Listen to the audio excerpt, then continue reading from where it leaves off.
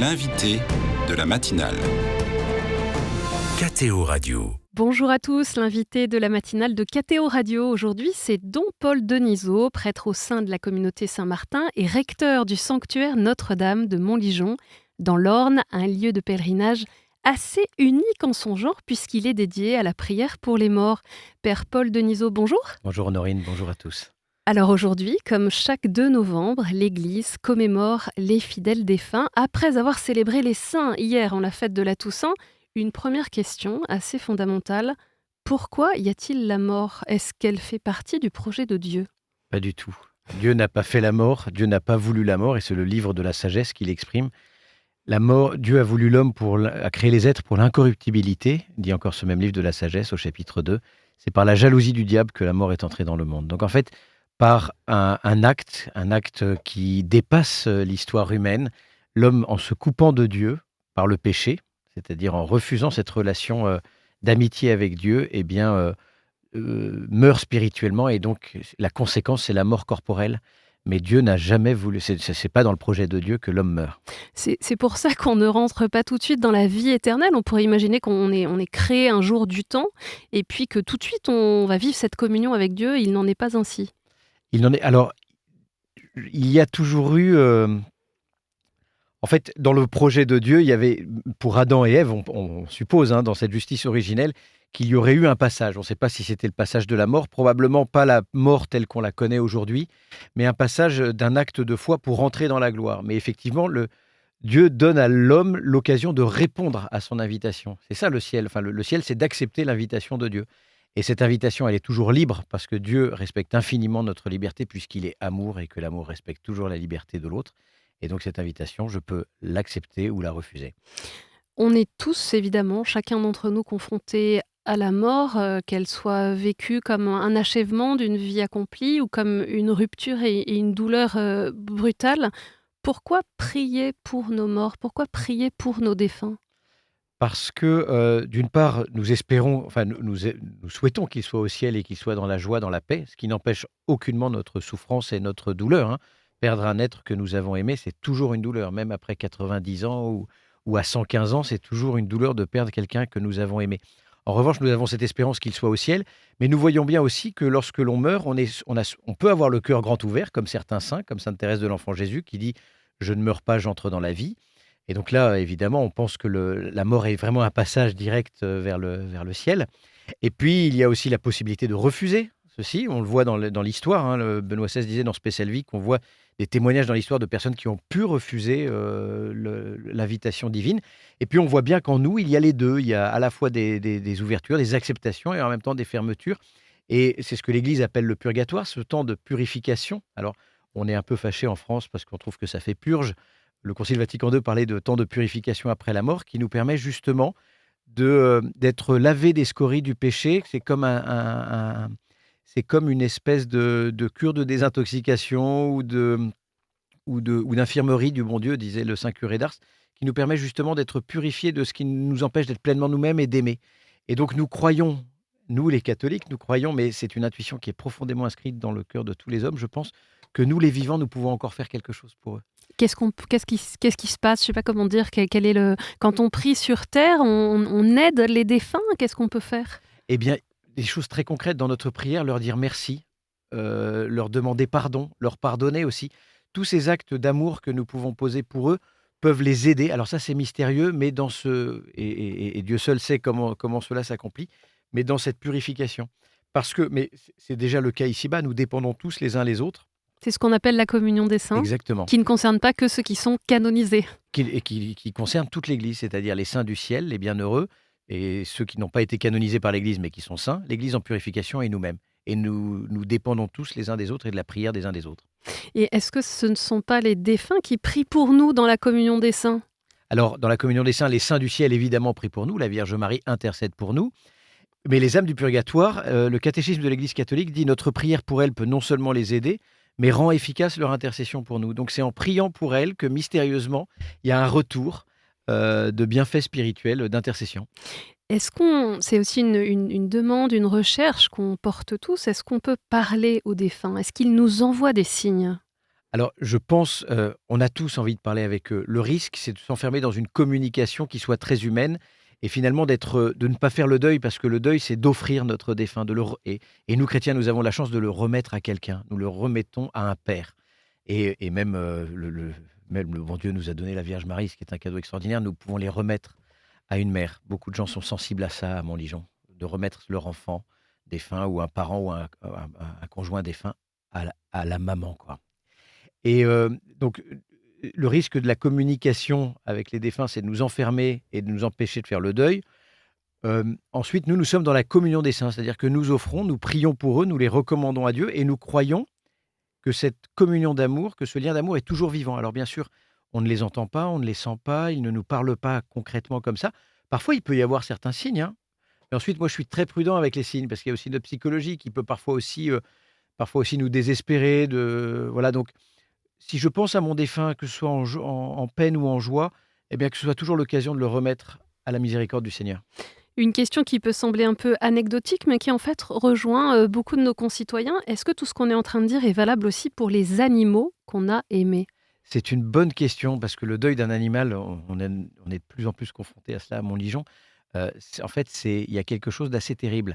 Parce que, enfin voilà, l'animal, c'est un vrai soutien, l'animal de compagnie, en particulier le chien, le chat ou le cheval. Enfin, je vois des liens vraiment spéciaux qui peuvent s'établir entre eux et nous. La difficulté, c'est qu'avec l'animal, enfin, je dirais qu'avec l'animal, c'est pas du même ordre, en fait. La relation C'est ça qui est important, c'est une différence d'ordre, d'ordre, justement. de nature. Mmh. Bien sûr que moi, je garde régulièrement des chats, je fais j'ai j'aime beaucoup les chiens, mais je peux pas en avoir à Montligeon parce que je vis en vie fraternelle. Mais bien sûr que le chien peut nous apporter, et de l'affection et puis nous apprend la gratuité, ces animaux-là, ils nous apprennent quelque chose mais l'affection qu'ils nous portent est pas du même ordre que la communion, c'est-à-dire la relation d'amour, ou d'amitié que l'on peut tisser entre êtres humains, qui est beaucoup plus complexe, hein. Des gens me disent: «Ah bah, au moins mon chien ne me trahira pas». Oui, ça c'est vrai. C'est que dans l'amitié humaine, on peut à la fois créer de belles choses et en même temps, on peut se blesser malheureusement. Alors, on parlait justement de l'intercession. Il y a comme une sorte d'intercession réciproque avec les défunts. On connaît cette célèbre chanson de Paul Naref, On ira tous au paradis. Euh, Père Paul Denisot, est-ce que tout le monde ira au paradis? Alors ça engage Paul Naref et je crois qu'il était pas père il est pas père de l'Église, ni il n'était pas expert au concile. Et il n'en est pas question pour le moment. Mais non, en fait, malheureusement, enfin, on espère, hein, on espère aller au ciel, mais Le malheu paradis, le ciel, c'est la même chose? le paradis, le ciel, c'est la même chose. Le ciel, c'est pas d'abord un lieu, c'est même pas c'est un état bien sûr de communion parfaite, de joie profonde qu'on peut pas imaginer, mais c'est d'abord une relation, la relation avec Dieu. C'est elle qui est parfaitement comblante. Et c'est ça la bonne nouvelle, hein. C'est Parce ça qu'il y a la eu bonne beaucoup nouvelle. d'humour en disant l'éternité c'est long, surtout sur la Mmh. fin. On a parfois la vision d'un paradis où on serait un peu comme Un ici-bas. congelé dans un état et ce Non. serait un peu ennuyeux. C'est pas ça le ciel. Non, on a une vision d'un ici-bas un peu upgradé, c'est-à-dire, on est tous en blanc, on est gentil, on Oui. sourit, mais en fait, on peut pas parler du ciel. On utilise des images dans la Bible, un festin de viande grasse et de vin capiteux, la montagne du Seigneur, les noces, mais tout ça, ce sont des images pour parler de quelque chose qui est indicible, en fait, inimaginable. Saint Paul dit: «Ce qui n'est pas monté dans le cœur de l'homme, voilà ce que Dieu a préparé pour ceux qui l'aiment». Une fête gigantesque, quelque chose dont on ne se lassera pas parce que dans un éternel présent et ça, Dieu nous invite, en fait, comme il invite toute l'humanité. En revanche, le C'est le drame désir de Dieu pour tous les hommes, hein. Dieu veut sauver tous les hommes, dit saint Paul à Timothée. Donc vraiment, c'est le désir de Dieu. Ouais, le désir de l'amour, c'est d'être partagé et d'être vécu. Malheureusement, le drame de l'amour, c'est que l'amour respecte infiniment la liberté.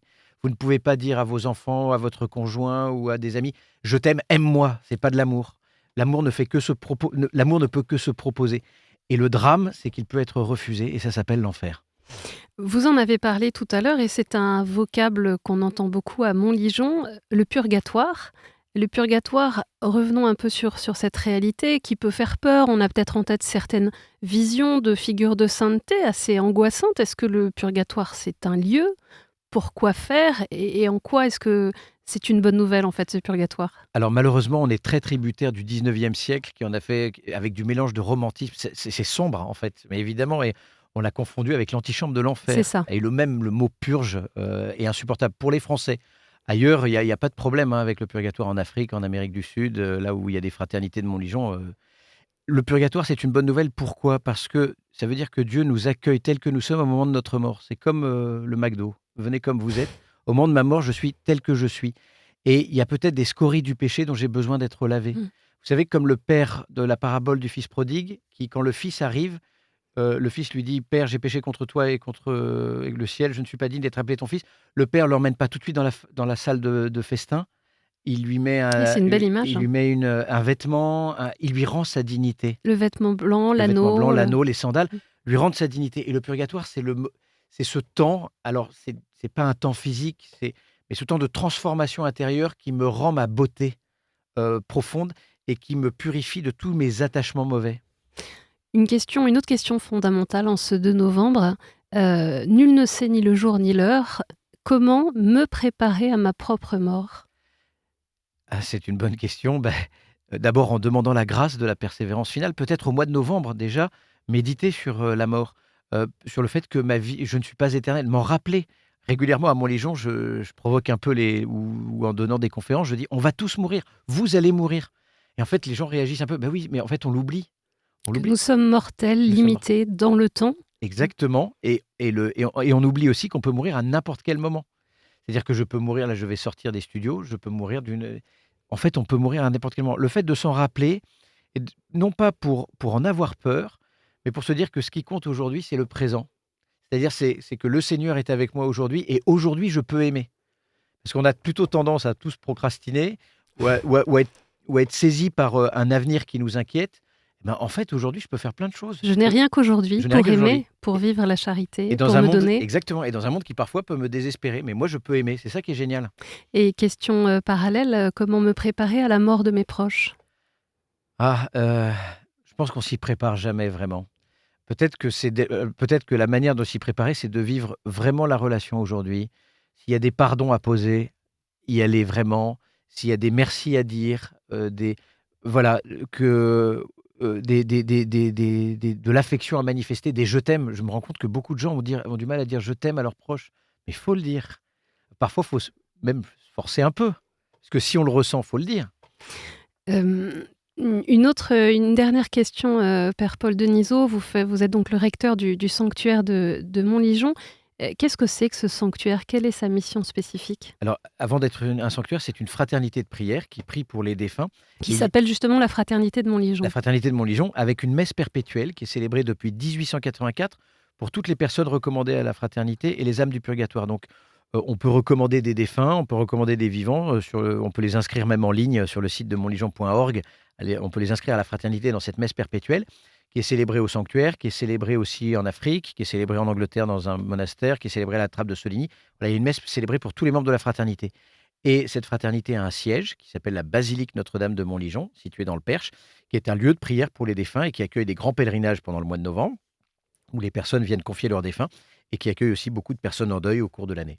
Peut-être un dernier mot en ce 2 novembre, pour ceux qui nous écoutent et qui ont besoin de consolation, qui ont besoin de paix parce qu'ils sont affrontés un deuil douloureux ou un deuil qui ne passe pas, comme on dit parfois. Quelle parole de Dieu, quel verset de la Bible est-ce que vous voudriez nous transmettre ce matin? Alors d'abord, j'aimerais leur dire que c'est normal, que le deuil n'est pas une maladie et que les larmes sont le signe de l'amour. Donc voilà, ne pas s'en vouloir, ne pas culpabiliser du deuil. Ensuite, ce qui est très beau, alors je le prendrai dans Spé-Salvi, dans l'encyclique du pape Benoît XVI de 2007, Sauvé dans l'espérance. Sauvé dans l'espérance, merci. C'est peut-être de dire que souvent on a des regrets, on se dit: «Il y a telle chose que j'ai pas faite, que j'ai pas dite, il y a des merci que j'ai pas posés, il y a des demandes de pardon ou alors j'étais pas là quand il est mort» et il y a une culpabilité. En fait, le pape Benoît XVI nous rappelle que comme les défunts sont vivants pour nous, il n'est jamais trop tard ni jamais inutile de toucher leur cœur. Dans la prière, dans tous les actes bons que je peux faire, je peux leur adresser un merci, leur demander pardon, c'est jamais trop tard et ça, c'est extraordinaire. Merci beaucoup, Don Paul Denisot, d'avoir été l'invité de la matinale sur KTO Radio en ce 2 novembre. Merci pour ce message d'espérance. Je rappelle que vous êtes le recteur du sanctuaire Notre-Dame de Montligeon dans l'Orne, un lieu dédié à la prière pour les défunts. Bonne journée.